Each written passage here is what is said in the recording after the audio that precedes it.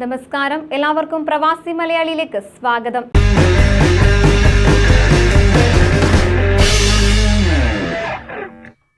പ്രവാസികൾ ഇനിയും കാത്തിരിക്കണം.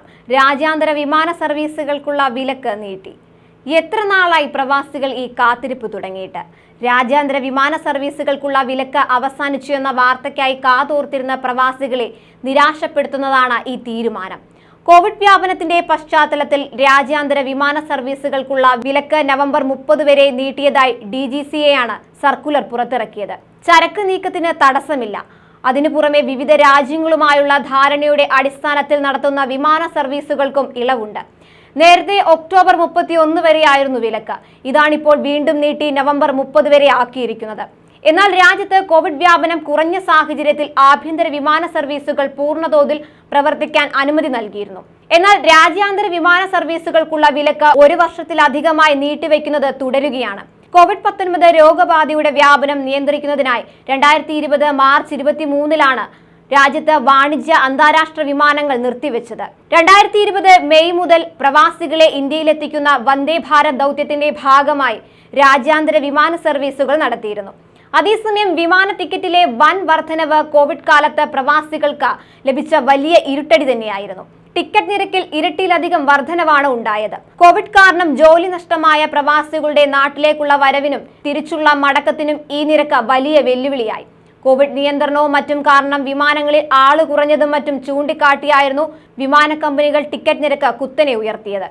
എന്നാൽ യാത്രക്കാരുടെ എണ്ണം വർദ്ധിച്ചിട്ടും ടിക്കറ്റ് നിരക്ക് ഇപ്പോഴും പഴയ പടി തന്നെയാണ്. യാത്രക്കാർ കൂടുന്നതിന് അനുസരിച്ച് വിമാനങ്ങൾ ഇല്ലാത്തതാണ് നിരക്ക് കുറയാതിരിക്കാനുള്ള കാരണമെന്നാണ് വിവരം.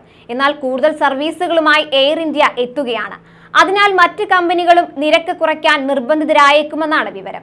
നിലവിൽ കൊച്ചിയിൽ നിന്ന് ഷാർജയിലേക്ക് എയർ ഇന്ത്യ എക്സ്പ്രസ് ഈടാക്കുന്നത് 28,000 രൂപയാണ്. 19,500 മുതൽ 20,800 എയർ ഇന്ത്യയുടെ നിരക്ക്. ഫ്ലൈ ദുബായിൽ ഇത് 26,900 മുതൽ 28,200 രൂപയും സ്പൈസ് ജെറ്റ് 38,500 രൂപയും ഈടാക്കുമ്പോൾ എമിറേറ്റ്സ് 48,500 രൂപയാണ് വാങ്ങുന്നത്. അബുദാബിക്കാണ് യാത്രയെങ്കിൽ ഈ നിരക്കിൽ നിന്നും 3,000 മുതൽ 6,000 രൂപ വരെ കൂടുതൽ നൽകണം. അബുദാബിയിലെ അല്ലൈനിൽ നിന്ന് കോഴിക്കോട്ടേക്ക് അടുത്ത മാസം മുതൽ എയർ ഇന്ത്യ എക്സ്പ്രസ് സർവീസ് പുനരാരംഭിക്കുമെന്ന് എയർലൈൻസിന്റെ അബുദാബി ഓഫീസ് അറിയിച്ചതായി ഖലീജ് ടൈംസ് റിപ്പോർട്ട് ചെയ്യുന്നുണ്ട്. സർവീസ് തിരിച്ചുവരവിന്റെ ഭാഗമായി എയർലൈൻ യാത്രക്കാർക്ക് 7,990 അതായത് 390 ദിർഹം മുതലുള്ള പ്രത്യേക ടിക്കറ്റ് നിരക്ക് വാഗ്ദാനം ചെയ്യുന്നതായും റിപ്പോർട്ടിൽ പറയുന്നുണ്ട്. ആദ്യ വിമാനം കോഴിക്കോട് നിന്ന് പുറപ്പെട്ട് അല്ലൈൻ അന്താരാഷ്ട്ര വിമാനത്താവളത്തിൽ ഇറങ്ങും. അവിടെ നിന്ന് തിരിച്ചുള്ള മടക്കം ഉച്ചയ്ക്ക് 1:25-നാണ്. എയർ ഇന്ത്യ കൂടുതൽ സർവീസുകൾ തുടങ്ങുന്നതോടെ കുറഞ്ഞ ചെലവിൽ ഇനി യാത്ര ചെയ്യാം. കൂടുതൽ പ്രവാസി വാർത്തകൾക്കായി ഈ ചാനൽ സബ്സ്ക്രൈബ് ചെയ്യുക.